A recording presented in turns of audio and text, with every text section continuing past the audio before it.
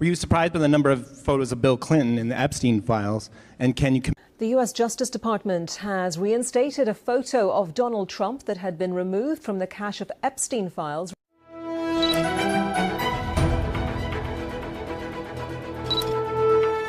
The Epstein files refer to Justice Department records. We are following that breaking news on the Justice Department's release of a new batch of files related to convicted sex offender Jeffrey Epstein. For some survivors and their families, weeks after Congress forced the turnover of DOJ documents related to Jeffrey Epstein, that triumph tempered now.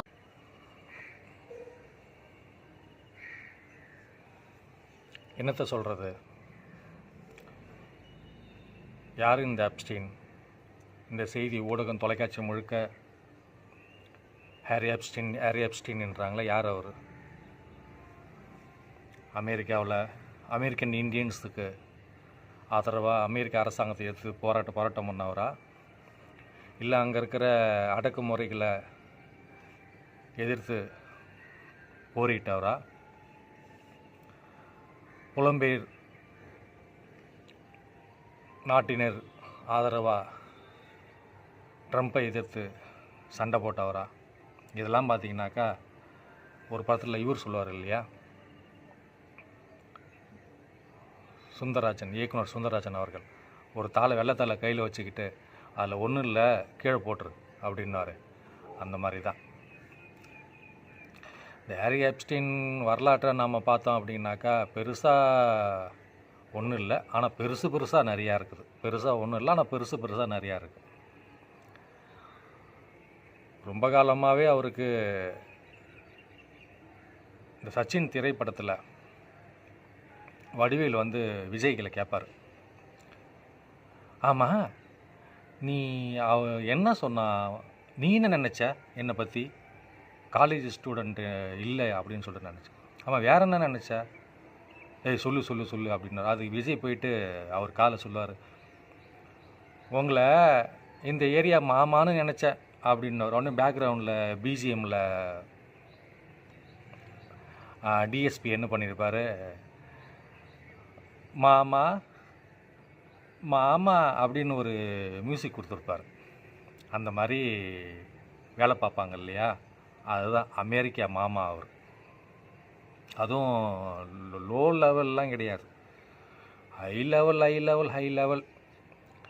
அதாவது நான் அடித்த எல்லாருமே நான் அடித்த எவனுமே டானு கிடையாதா, எல்லாருமே டானு தானா அப்படின்ற மாதிரி சாதாரண ஆளுக்கெல்லாம் அவருக்கு டீலிங்கே கிடையாது. அவருக்குன்னு பாம் பீச்சின்னு தனியாக ஒரு தீவை வச்சுக்கிட்டு ஹாரி எப்ஸ்டீனுக்கு அதில் யார் இருக்கிறாங்கன்றீங்க அந்த கணக்கெடுத்து லிஸ்ட்டு பார்த்தா ஐயோ அது பெருசாக போகுது. அமெரிக்கா எஃபிஐ கையில் கிட்டத்தட்ட 300 ஜிபிக்கு டேட்டா வச்சுக்கிறாங்களா, 300 ஜிபி டேட்டா வச்சுக்கிறாங்களா. என்ன தான் அவர் மேலே பிராது, என்ன தான் குற்றம்? அது குற்றம் என்ன வந்து பார்த்திங்கன்னா, நம்ம ஊரில் ரொம்ப சாதாரண விஷயம். ஒன்று மாமாவளை பார்த்தது, ரெண்டாவது இந்த சிறார்களுக்கு தொல்லை கொடுத்தது. நம்ம ஊரில் போக்சோ பாஞ்சிரும், உள்ளத்துக்கு போட்டுருவாங்க. அதே போல் தான் அங்கே அவர் உள்ளத்துக்கு போட்டாங்க. 2090 வாக்கிலேருந்து அவர் அந்த வேலையை பார்த்துன்னுக்கிறார். 2006 வந்து அவர் மேலே பாதிக்கப்பட்ட ஒரு குழந்தையோட 14 வயசுக்குள்ள குழந்தையோட வந்து அம்மா வந்து புகார் கொடுக்குறாங்க. இந்த மாதிரி அவரோட பாம் பீச்சு கூட்டும் போயிட்டு என் குழந்தைய தவறாக பயன்படுத்திட்டார். அப்போ வந்த புகார் தான். அதுலேருந்து அவர் மேலே புகார் வந்துட்டு இருக்குது. இந்த லிஸ்ட்டில் யார் இருக்கிறாருன்னு பார்த்தீங்கன்னா பெரிய அதிர்ச்சியாக இருக்குது. நம்ம யாரெல்லாம் யோகேசில் என்ன இருக்கணும்னு நினச்சிட்டோமோ அவங்க எல்லாருமே இதில் பட்டியலில் இருக்கிறாங்க. இவன்டா அப்படின்னு சொல்லுவாங்களே, அந்த மாதிரி இவன்டான்ற மாதிரி மைக்கேல் ஜாக்சன் இருக்கிறாங்க, ப்ரூஸ் வில்லிஸ் இருக்கிறாங்க, கிறிஸ் டக்கர் தெரியுங்களா, ரஷ்யா ஒரு படத்தில் சாக்கி ஜான் கூட சாக்கின்னு வரேன், அவன் ஆஃப்ரிக்கன் அமெரிக்கன். அவர் லியோனோ டிகாப்ரியோ, இவர் டைட்டானிக் ஹீரோ. அப்புறம் கேமரன் டியாஸ், அந்த அம்மா சிறந்த நடிகை அவங்க. பிரிட்டனோட 3ஆம் சார்லஸ் தம்பி சகோதரன்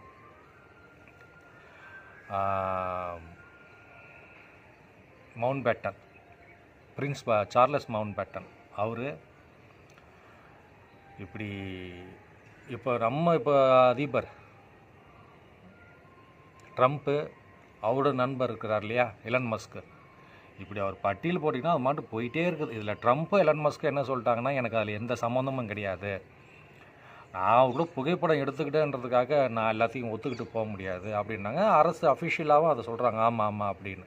ஆனால் ஒரு சில பேர் என்ன, இல்லைங்க அவெல்லாம் சரியான சாதாரண கிடையாது, எல்லாத்தையும் தூக்கி சாட்டவன் தான் அப்படின்னு. இந்த ஹாரி எப்ஸ்டீனோட மனைவி யார் தெரியுமா? பிரிட்டனில் இருக்கிற மேக்ஸ்வெல், அவங்க அப்பா பெரிய பத்திரிகையாளராக, ஜான் மேக்ஸ்வெல் என்றார். அவங்க பொண்ணை தான் காதல் பண்ணி தீர்வு. கடைசியில் அவங்க 2 பேர் தான் அந்த வழக்கில் மாட்டினாங்க, அந்த பாலியல் குற்றச்சாட்டு வழக்கில் மாட்டினாங்க. மைக்கேல் ஜாக்சன் கூட வந்து பார்த்தீங்கன்னா மிகப்பெரிய பாப்பாடகர். அவர் இருக்கும்போது 2008 இறந்துட்டார். 2007 இறந்துட்டார். 2008 தான் நினைக்கிறேன். அதுக்கு முந்தையே வந்து பார்த்திங்கன்னா அவர் மேலே பல குற்றச்சாட்டுகள் இருந்தது. இந்த மாதிரி சிறார்களுக்கான வழக்கில், பாலியல் குற்றச்சாட்டு வழக்கில் அவர் மேலே இருந்தது. அது எல்லாம் இந்த ஹாரி எப்ஸ்டீன் கூட இருந்த காலகட்டம் தான். இப்போ என்ன பிரச்சனை அப்படின்னாக்கா, இந்த பிரச்சனை இப்போ அமெரிக்க அரசியலில் ஒரு மிகப்பெரிய பூதாகரமாக கிளம்பி போய் நிற்குது, ஆளும் அரசு. ஆனால் ட்ரம்ப்பு முதல் முறையாக பதவியேற்கும் போதே நான் ஹாரி எப்ஸ்டீனோட ஃபைல்ஸை வெளியிடுவேன், இப்போ அந்த ஹாரி எப்ஸ்டீன் ஃபைல்ஸ் தான் இப்போ மிகப்பெரிய பேச்சாக ஓடிட்டுருக்குது, ஹாரி எப்ஸ்டீனோட வண்டவாளத்தை எடுத்து தண்டவாளத்தில் விடுவேன் அப்படின்னு சொல்லி தான் ஆட்சிக்கு வந்தார். இப்போது 2ஆம் ஃபைல்ஸு வெளியாகிருக்கு. நம்ம ஊரில் அந்த ராகுல் காந்தி கூட வெளியிட்டார் இல்லை, இந்த பிஜேபி ஃபைல்ஸு அப்படின்ற மாதிரி ஏதோ ஃபோட்டோஷாப்லாம் போட்டு பெரிய பெரிய ஸ்க்ரீன்லாம் வச்சு காட்டார் இல்லையா, அந்த மாதிரி இல்லை. இது உண்மையாகவே FBI வெளியிட்ட ஃபைல்ஸ். அமெரிக்க புலனாய்வு, ஃபெடரல் பியூரோ ஆஃப் இன்வெஸ்டிகேஷன் நடத்தின புலனாய்வு அது. அவர்கள் இன்றைக்கி கிட்டத்தட்ட ஹாரி எப்ஸ்டீன் ஃபைல்ஸ் 1 வந்து கிட்டத்தட்ட 90 படமோ 98 படங்களும் முக்கியமான நபர்கள் படத்தை வெளியிட்டிருக்காங்க. அந்த அவரோட தீவுகள் அஃபிஷியல் ஆராய்ச்சி பண்ணும்போது பல விஷயங்களான இமெயில்ஸு, புகைப்படங்கள், பல பிரபலங்களோட புகைப்படங்கள் அப்படின்னு ஏகப்பட்ட விஷயங்கள் கிடைச்சிருக்கு. இதில் அவர்கள் சம்மந்தப்பட்டவர்கள் என்ன சொல்கிறாங்கனாக்கா, புகைப்படம் இருப்பதாலே நாங்கள் வந்து குற்றச்சாட்டுக்கு ஆளாகும் அப்படின்லாம் சொல்ல முடியாது, குற்றச்சாட்டு எங்கே அப்படிலாம் நிரூபிக்கப்பட்டிருக்கா அப்படின்னு கேட்குறாங்க. நியாயமான கேள்வி தான். நமக்கு என்னன்னாக்கா, இரும்பு அடிக்கிற இடத்த ஈக்கு என்ன வேலை அப்படின்வாங்க. உனக்கு என்னடா அங்கே சிக்கல, அந்த ஆள் தான் யாருன்னு உனக்கு தெரியும். இவங்க என்ன பண்ணுறாங்கன்னா, அந்த பண்ணை ஒரு தீவு மாதிரி உருவாக்கிக்கிட்டு அதில் வந்து இந்த பெரிய பெரிய பிரபலங்களை போயிட்டு மனமகிழ்ச்சி, அதாவது தமிழில் ஒரு வார்த்தை இவருக்கு என்ன வைக்கலாம், மனமகிழ்மன்ற ஏற்பாட்டாளர் அப்படின்னு ஒரு வார்த்தை இங்கே திராவிட மாடல் கொடுத்துரும். பேர் மாற்றினாங்க இல்லையா, தூய்மை பணியாளர்கள், கள்ளக்காதலுக்கு வந்து இன்னமும் பேர் வச்சாங்களே, என்னது, கள்ளக்காதலுக்கு வந்து பேர் ஒன்று வச்சாங்களே, பிறன்னது இன்னொரு பேர் வச்சாங்க, சரியாக ஞாபகம் வரல. அந்த மாதிரி இவங்க இந்த திராவிட மாடலில் இருந்தாங்க, அவங்களுக்கு ஒரு பேர் வச்சுருப்பாங்க.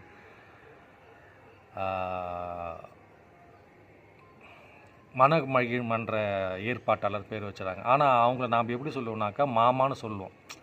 அக்கில் அந்த காலத்தில் மஞ்சப்பை அக்கில் வச்சுக்கிட்டு ஃபோட்டோ ஆல்பம் கையில் வச்சுருப்பாங்க இல்லையா. ஆனால் இது இப்போல்லாம் டிஜிட்டலாக மாறிப்போச்சு அவர் கையில்.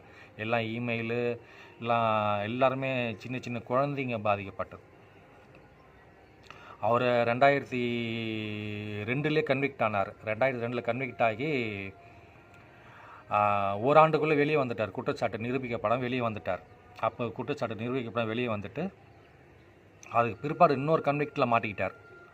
உள்ளே போயிட்டு கிட்டத்தட்ட 20 ஆண்டுகளுக்கு மேலே சிறையில் தான் இருந்தார். அவங்க வீட்டம்மா இருக்காங்கல்ல, மேக்ஸ்வெல், அவங்க விவாகரத்து பண்ணிட்டாங்க, போடா வேணா அப்படின்னு.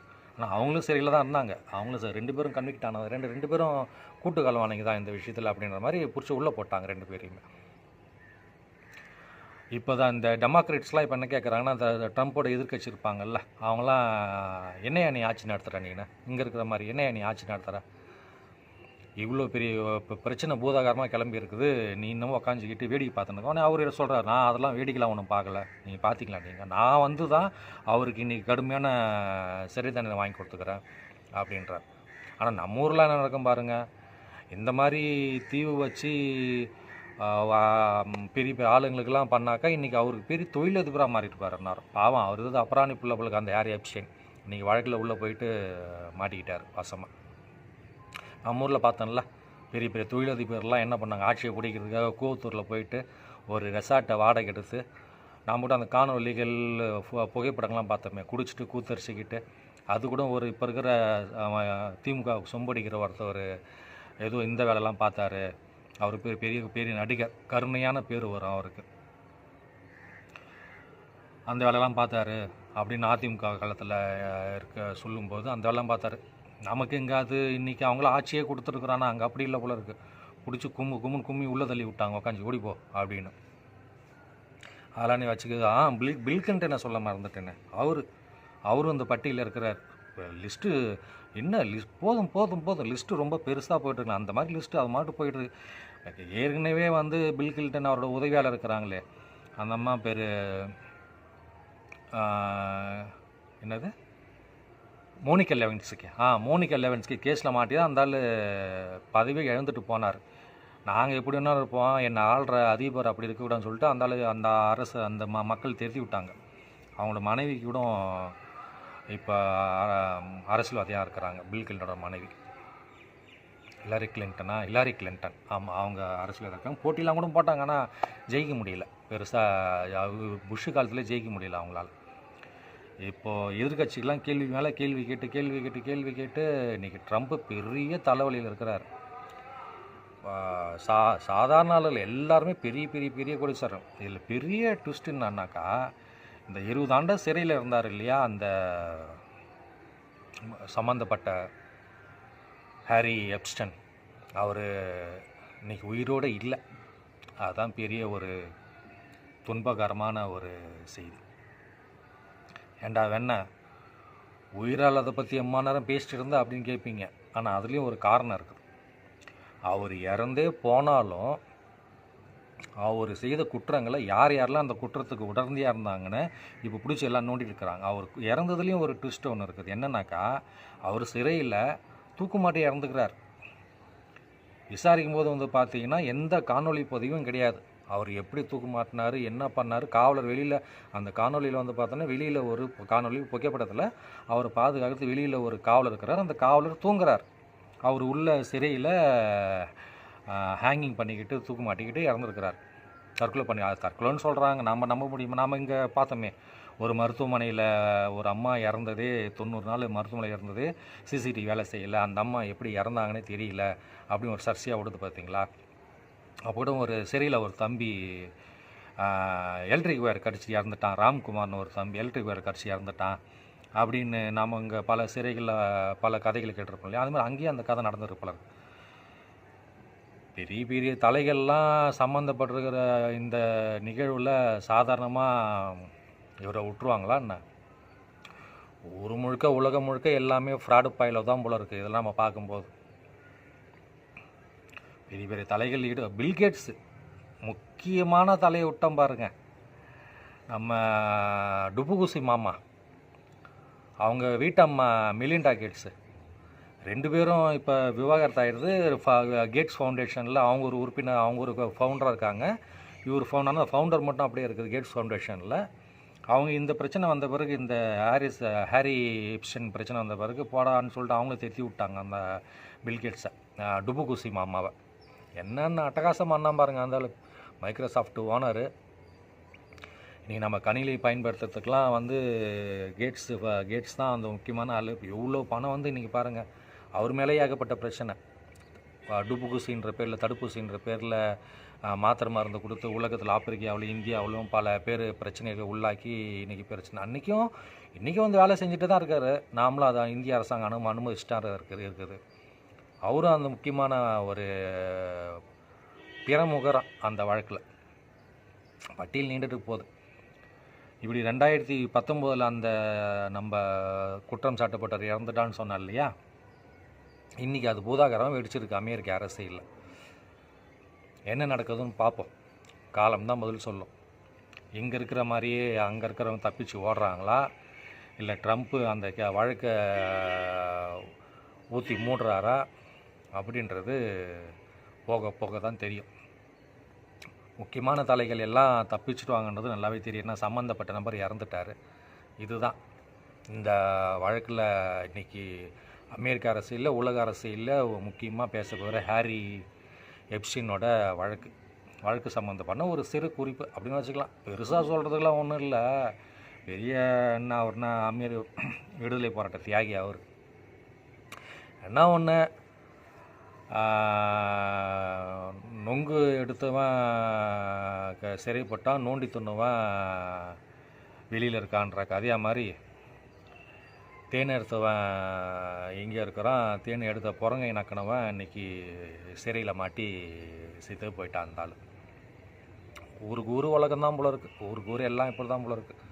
அப்போ நம்ம கடந்து போவோம். நன்றி, வணக்கம்.